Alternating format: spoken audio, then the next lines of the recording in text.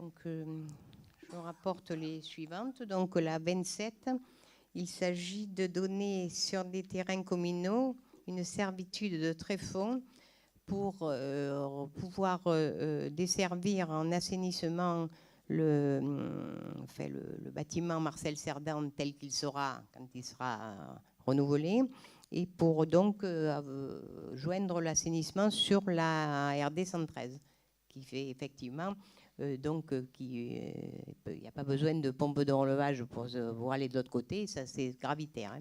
Et ce sont entièrement des terrains municipaux, les parcelles. Donc vous avez le schéma, ça se promène pour aller jusqu'en bas, pour se brancher en bas. Hein, puisque Marcel Cerdan fait l'objet d'un projet qui va être bientôt, je dirais, montré parce qu'il a avancé et donc fait ensuite. Donc voilà l'objet de la délibération. Qui est pour, qui est contre, qui s'abstient, adopté. Donc je ne vais pas tourner trop vite, c'est bien. La 28, donc la 28, c'est un enfouissement des travaux qui sont faits par le SMED 13 pour enfouir une partie donc dans la basse gavotte de réseaux qui sont aujourd'hui hors sol. C'est quelque chose qu'on fait chaque fois qu'on peut le faire. Hein. Donc, voilà. Et qu'il y a des travaux, voilà, qu'il y a des travaux neufs, donc on fait ça. Donc c'est la convention qui le régit. Donc qui est pour, qui est contre, qui s'abstient, adopté. La 29, il s'agit du terrain que nous avons récupéré, après l'avoir donné nous-mêmes, récupéré du centre du SDIS, donc la partie qui est en bas. Alors, puisque ce terrain, on a déjà délibéré là-dessus pour le récupérer, il n'a pas été utilisé par le SDIS, on nous l'a rendu à l'euro symbolique. La seule chose, c'est que une partie qui s'appelle le volume 6, parce que c'est un découpage administratif, là-dessous, il passe le tunnel d'utilisation de TGV, là-dessous, hein, donc, mais profondément. Et dans ce qu'on avait récupéré, pour la partie dite volume 6, qui est sur le schéma qui est joint, nous avions que propriété, on nous avait rendu la propriété que de la surface, et non pas de la profondeur. Donc si on veut faire quoi que ce soit, ne serait-ce que pour en planter un pieu, on ne peut pas. Et donc ça, on nous rétrocède aussi, parce que ça n'avait pas été formulé comme il faut, à l'euro symbolique, le sous-sol, si on peut dire, la partie du sous-sol qui n'était pas encore à nous. Donc voilà. Qui est pour, qui est contre, qui s'abstient, adopté. Donc la délibération suivante concerne la désaffectation et le déclassement partiel du domaine public communal au niveau de la propriété qui supportait jusqu'à il y a peu le Poney Club, donc à la Marjolaine. Donc vous avez le schéma qui vous montre toutes les parties de ce document-là, de ce terrain. Bon, si on fait ça, c'est qu'il y a une partie, la partie de la maison qu'on souhaite vendre. Voilà, qui sera détachée pour être vendue. Donc, je précise que l'occupant actuel a priorité à l'achat. Mais que je ne peux pas vous dire si ça sera lui, parce que je ne sais pas, je n'ai pas sa réponse. En fait, c'est donc pour, de toute façon, le vendre. Étant entendu qu'on garde le reste de la propriété pour en faire être d'autres associations ou autres. Enfin, pour le moment, je ne sais pas que ce n'est pas complètement précisé, mais il y a une grande partie au-delà qui est aussi propriété communale. Oui. Donc, M. Sanchez, M. Marot, je n'ai pas vu qui était le premier, mais... Donc, arrangez-vous. Oui, donc ce sera vendu, oui. Et donc le Poney Club municipal va disparaître. Est-ce qu'il y a une solution de remplacement? Non, le Poney Club, il faut suivre, mais le Poney Club ne sera plus un Poney Club au sens du Poney Club. Par contre, les poneys non poneys ont été transférés à la ferme pédagogique pour participer à des animations auprès des enfants, des jeunes, etc. Oui, mais ça ne sera plus un club. Ça ne sera plus un club parce que des clubs de poney, il y en a tout partout. Voilà, donc ça disparaît, c'est bien ce que je pense. C'est bien ce que je dis. Il n'y a plus il y a plus de poney club au sens du club. Voilà, il n'y a plus du de club galop, privé, parce que des clubs privés, il y en a toutes. Je ne fais pas de publicité parce que d'abord je vois plusieurs noms, mais il y en a je ne sais pas combien. Et c'est pas obligatoirement je dirais un service public que d'avoir un poney club. Enfin, on a d'autres services publics à faire avant. Enfin, voilà, si je peux dire ça comme ça. Enfin, je trouve ça regrettable parce qu'on a quand même un très bel endroit au Barnois, même si bien sûr il y a eu l'incendie, etc. Mais ça aurait pu être reconstitué. Il y avait beaucoup d'enfants qui aimaient ce club. Non, il y avait de moins en moins d'enfants et tellement peu que ça nous coûtait très cher. Je peux vous dire. Ma fille était dans ce club, il y avait énormément d'enfants. Oui, mais il y avait des listes d'attente. Je ne veux pas vous vieillir, mais c'était peut-être il y a un certain temps quand même. Hein. Il y a 3 ans. Oui, mais ça... pas énorme. Voilà. Donc c'était viable. Mais c'était un coût, un service public qui coûtait plus cher que la pause méridienne. Hein. Je vous dirais, hein, pour prendre ça. Hein, malgré la clientèle qu'il pouvait y avoir. Sur le coup, il vaut mieux dépenser là que dans d'autres choses. Enfin, je préfère pas rentrer dans les détails, si vous voyez ce que je veux dire. Voilà. Enfin, si nous, on serait, personnellement, on serait pour ce poney club. Et si un jour on vient aux affaires, on le remettra en place. Oui. Au dernier recensement, ils n'étaient plus que 30 cette année, d'élèves. 30. Il y a 2 choses pour cette délibération. Alors, on peut utiliser déjà le passé, puisque c'est pas que le Poney Club n'existera plus, puisqu'il n'existe plus déjà depuis début septembre. Exactement. Je trouve qu'il y a énormément de similitudes avec un autre dossier dont on a lancé pas mal d'alertes. Vous notez à la fin de cette délibération que la fermeture du Poney Club qui est intervenue au mois de juin s'est fait suite à la baisse régulière du nombre d'adhérents ces dernières années, générant une perte de recettes et un service devenu déficitaire. Alors, ce que nous avions mis en exergue, c'est que dans toutes les commissions municipales au sport à laquelle nous avons assisté ces dernières années, on ne nous avait jamais fait part de cette baisse de nombre d'adhérents jusqu'à la dernière, avant la fermeture du Poney Club. Dans toutes les communes aux alentours, vous allez à Cabriès ou autre où il y a des Poney Clubs, ça fonctionne. Il y a des centres équestres privés qui ouvrent, ça fonctionne. Là aussi, nous, au Pen Mirabeau, le Poney Club, est-ce que c'est vrai ou pas, mais fonctionnait sans doute de moins en moins. Ça me rappelle un autre dossier, et encore une fois lié à l'urbanisme, où l'on disait qu'on vend certains terrains parce que les terrains de foot étaient tellement remplis de végétation parce qu'ils n'étaient plus utilisés. Et on a construit derrière. Sauf qu'on ne pouvait plus jouer sur ces terrains de foot parce qu'ils n'étaient pas entretenus. Donc je trouve que c'est un petit peu facile de laisser tomber certaines activités sur la commune des Pen Mirabeau. Et je vous inviterai à retrouver sur Internet, il y a quelques mois, nous avions prévenu les habitants et surtout les adhérents du Poney Club, nous vous en avions parlé ici au conseil municipal, que nous avions eu quelques échos de projets liés à l'urbanisme sur ce terrain et que c'est la vraie raison pour laquelle vous avez souhaité fermer ce Poney Club. On nous avait répondu mais non, mais non, mais non. On désaffecte et on déclasse de manière partielle du domaine public communal le lieu où se trouvait le Poney Club. Ça fait beaucoup de similitudes sur des dossiers liés à l'urbanisme où les choses n'ont pas été entretenues, ça fonctionne sur les communes d'à côté, mais chez nous, ça ne fonctionne pas. Alors ce que l'on vous propose, c'est de se poser et à un moment donné de réfléchir pour quelles raisons il y a des projets, il y a des mouvements associatifs, il y a des investissements qui fonctionnent partout à côté de chez nous et pas au Pen Mirabeau. Une première remarque, on ne désaffecte pas le Poney Club pour construire à la place. On va y mettre des choses sportives. On vend seulement la maison, au lieu de la détruire, on la vend parce qu'en fait le terrain est quand même très grand et il y a de la place pour le tout. Dites-nous tout, vous nous en dites déjà un petit peu plus que tout à l'heure. Donc, si laissez-moi vous savez parler, tout, ne parlez pas tout le temps, je ne peux pas parler sinon. Tout à l'heure, vous ne nous aviez pas parlé des infrastructures sportives que vous alliez mettre sur ce terrain. C'est tout simplement parce que c'est à l'étude il y a éventuellement des clubs sportifs pénois qui seraient intéressés à aller exercer sous les pins, là, si on peut dire, parce que c'est une partie qui n'a pas brûlé. Les archers pénois ?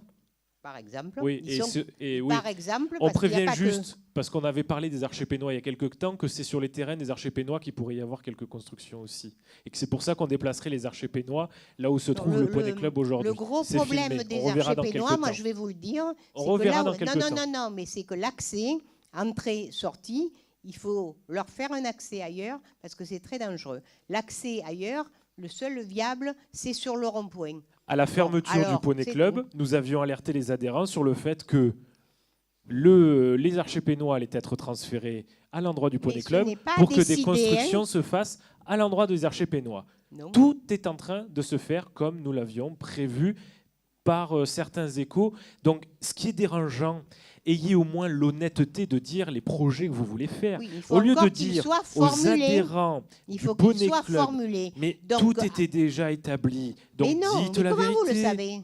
Mais parce vous ne pouvez pas le savoir, vous le devinez, vous prétendez donc que j'étais ça. capable moi-même de deviner que les archers pénois allaient être déplacés au Poney Club. Oui, non mais j'ai pas. Vous savez, je m'appelle pas Madame Irma. C'est juste que au sein de la municipalité, vous êtes nombreux à travailler sur des sujets et certains osent dire tout haut les projets de manière franche que souhaite mettre en place la ville. Et n'invente pas des mensonges auprès des adhérents pour trouver des justificatifs, pour éviter de donner les vraies raisons pour lesquelles vous souhaitez fermer certains services. Moi, je vous laisse dire, c'est votre opinion.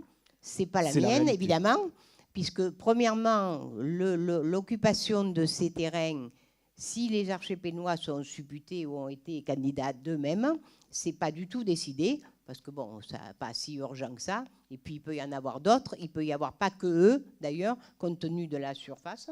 Donc, il faut un projet un peu plus constitué.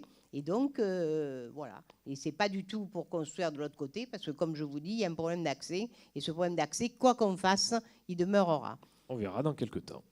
Si on arrive à faire une bretelle qui arrive des archers pénois ou des terrains qui sont actuels ou des terrains qui sont à côté et qui peut se brancher sur le giratoire du génocide arménien, c'est possible. Sauf que c'est pas nous qui le ferons. Et donc, c'est pas la responsabilité, cette route, de la municipalité. C'est le département, la direction des routes. Donc, on a le temps d'attendre pour le moment. Non, mais je vous dis, il y a aussi des... Oui, monsieur Fuzon. Non, je voudrais quand même rétablir une petite chose au niveau des terrains de foot. C'était votre projet commun, Monsieur Amaro. Vous étiez d'accord avec ce projet-là, avec la majorité, puisqu'il suffit juste de regarder le conseil municipal du mois d'avril 2016, où vous expliquiez qu'on ne pouvait pas aller contre ces projets-là, parce qu'ils préféraient mettre le paquet sur un seul stade. Voilà. Et donc les autres sont tombés en décrépitude, si je puis dire. Voilà. Et une deuxième chose, au niveau des constructions sur les Pennes Mirabeau, je vous rappelle quand même que vous faisiez campagne en mars 2015 avec M. Amiel à ses côtés pour qu'il y ait 50% de logements sociaux sur le canton, sur chaque ville du canton de Gardanne, dont les Pennes Mirabeau font partie. 50%, ça me paraît un peu un fait bon. On n'a 50, jamais parlé de 50% au Pennes Mirabeau quand même. Hein. Si. Je ne sais pas, M. Amaro peut-être. Excusez-moi, c'est bien M. Amiel faisait campagne avec M. Amaro. Il va falloir chercher un peu des photos là, hein, quand même. Ah bah oui. Ouais, j'ai tout ce qu'il faut, j'ai toutes les preuves. Vous nous montrerez ça. Bon. Oui, mais c'est sûr parce que c'était contre moi qui faisait campagne. Donc, par contre, pour le Parti communiste. Il n'en a jamais été dans le programme du Parti communiste, il y avait les 50% de logements sociaux de 50%. Sur la dans le des Pennes Mirabeau. contrat de mixité sociale, tout le monde sait qu'il y a 35%. Hein, donc c'est le chiffre de référence le plus haut qui n'ait jamais été prononcé. Bon, donc on passe au vote. Qui est pour? Qui est contre? Qui s'abstient? Adopté. Alors, la 31, c'est une espèce de régularisation de longue date, c'est-à-dire que, comme vous le voyez dans le plan, il y a un morceau de terrain qui nous appartient le long de la route, qui est la parcelle mentionnée 964, et qui dessert cette route, d'une part, un certain nombre de maisons qui se trouvent dans la première partie, et puis qui dessert aussi monsieur, je ne veux pas mettre son nom différent, monsieur Mardi-Rossian, qui est au fond. Donc, la régularisation consiste en fait à ce que nous vendions le terrain sur lequel passe d'office monsieur Mardi-Rossian, étant entendu que il y a, là où ça se trouve, il y a un mur qui a été détruit et qui doit être refait. Monsieur Mardi-Rossian veut bien le prendre à sa charge. Il nous a joint, et vous l'avez dans la délibération, le devis de son entreprise. Donc, nous lui vendons donc le terrain, non pas de la valeur vénale brute de 9 000 €, mais de 9 000 € moins les 7 000 € pour faire le mur. Et donc, il va nous donner 2 000 € et il sera chez lui et nous chez nous, quoi, si on peut dire. Alors, des choses comme ça, il y en a partout dans la commune. Quand les gens se manifestent, eh ben, c'est mieux de leur donner satisfaction, puisque s'ils passent chez nous, là, s'il y a un petit problème, on ne sait jamais, c'est de notre responsabilité. Si ça reste chez nous, même si c'est à eux qui passent. Hein? Oui. On peut passer au vote quand vous aurez fini votre conversation. Qui est pour? Qui est contre? Qui s'abstient? Adopté. Donc, la 32. Alors, la 32, ça concerne au quartier des Cadeneaux, à côté de... Oui? Pardon? Nous avons voté contre. Bon, alors, ça faciliterait quand même, voilà. Ah, mais bon, je ne sais pas, bon, je m'étonne de rien, moi. Hein. Donc, le 32, il s'agit au Cadeneaux, en face, enfin, d'une certaine manière, en face de l'école, là, le gros bâtiment là, qui est au bord de la route, qui appartient plus d'ailleurs, mais qui appartenait à Madame Serinelli. Derrière, nous avons fait une expropriation pour récupérer un morceau de terrain pour faire un parking au profit de l'école des Cadeneaux, qui servira bien sûr le matin et le soir. Hein, c'est uniquement. Bon, là, Madame Serinelli a fini par vendre sa propriété, qui, si vous passez là-bas, vous avez dû voir hein, que c'était en travaux. Là, ils ont refait le toit, etc. Là, mais par contre, ça reste le même aspect, puisqu'ils n'ont pas refait les murs, ils n'ont pas rasé, ils ont continué. Donc, l'aménageur qui fait ça va vendre ça à des médecins qui veulent s'installer là-dedans. C'est-à-dire que c'est surtout l'intérieur qui sera fait autrement, parce que pour le moment, ce n'était pas tout à fait adéquat pour faire un cabinet médical et tout ce qu'il faut. Donc, en attendant que le parking qui est derrière, qui est notre parking, soit fait, on propose de faire une convention d'occupation temporaire et révocable pour la durée de début d'exploitation éventuelle du centre médical. Nous ferons notre mur et on pourra, si on le juge nécessaire, révoquer la convention et récupérer notre bien, tout parti. Donc c'est pour, j'allais dire, c'est un peu compliqué, mais enfin, n'est-ce pas Fabrice, il y a longtemps qu'on en parle de ce parking et il y avait quand même des soucis pour l'expropriation, puisqu'il y avait un refus il a fallu aller loin pour que cette expropriation puisse se faire. Hein. Donc c'est pour ça qu'on en arrive maintenant. Voilà, donc c'est l'objet de cette convention. Donc, qui est pour? Qui est contre? Qui s'abstient? Adopté. Alors là, on va passer dans les affaires d'urbanisme. Bon, la délibération 33, c'est la fin du parcours de la révision allégée numéro 1 du plan local d'urbanisme, puisqu'on en est à l'approbation, étant entendu qu'il y a eu la concertation publique, le commissaire enquêteur qui a rendu son rapport en émettant un avis favorable. Et donc, aujourd'hui, il ne reste plus qu'à l'approuver. Bon, la délibération rappelle, je dirais, les 3 éléments de cette révision, qui est une révision parce qu'on touche des zones agricoles. Donc, il faut faire une révision. Donc, c'est transformer le terrain qui est devant la ferme pédagogique, et quand on rentre par le chemin, c'est la gauche du chemin, en zone agricole pour accueillir l'activité de spiruline, dont on a déjà parlé bien sûr.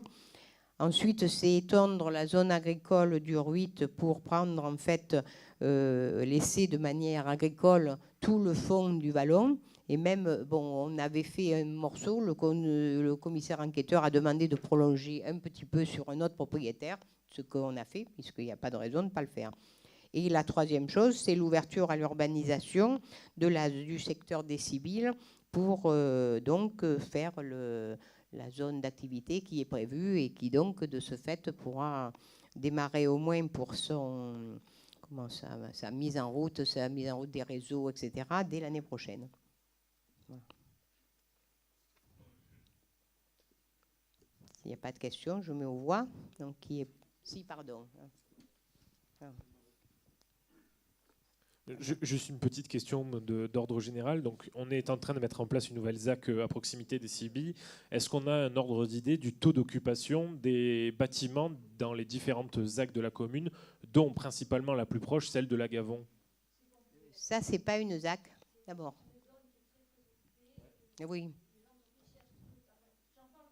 Oui, tu as raison. Ils cherchent des places.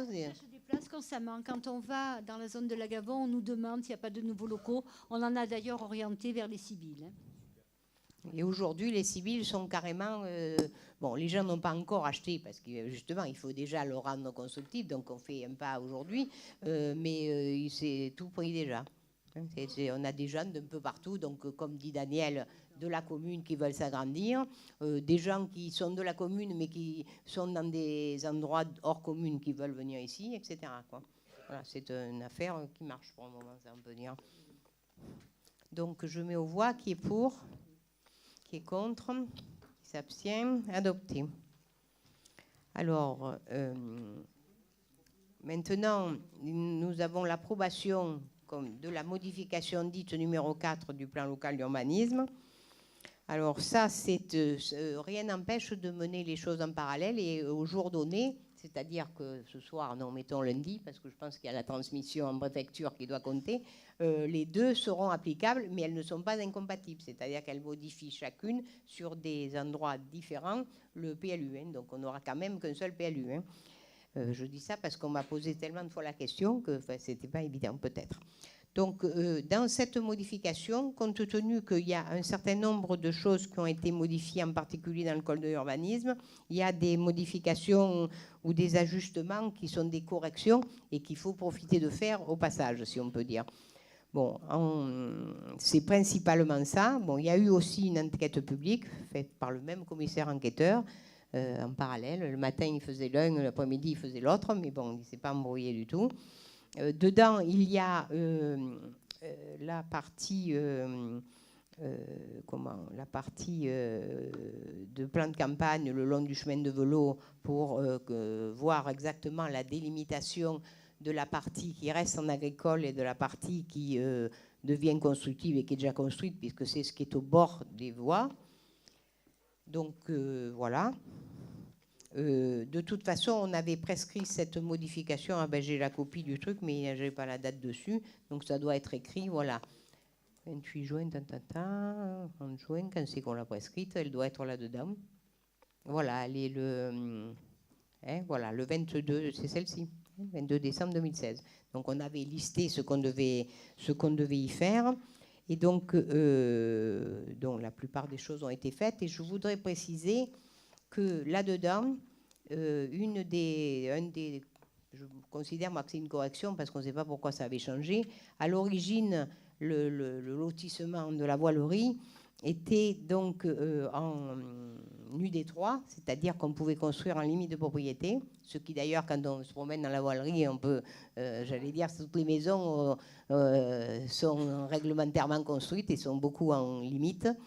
À 2015, donc ça c'était depuis 1970, en 2015, il y a eu, le UD3 est venu passer en UD2, certainement par erreur, je ne peux pas vous le confirmer.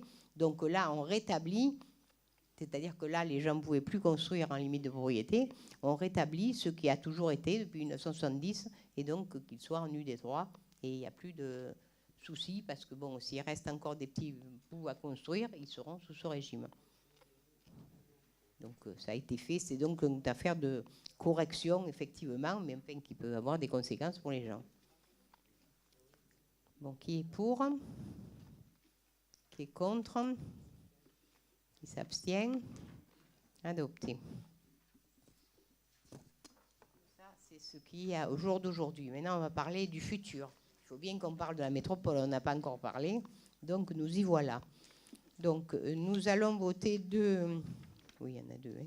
Oui, deux délibérations qui nous sont demandées dans le cadre de l'application de la loi qui dit que la planification de l'urbanisme, les plans d'urbanisme sont transférables, cette compétence, je dirais plutôt, doit être transférée fin 2017. C'est-à-dire que nous y sommes, enfin, presque.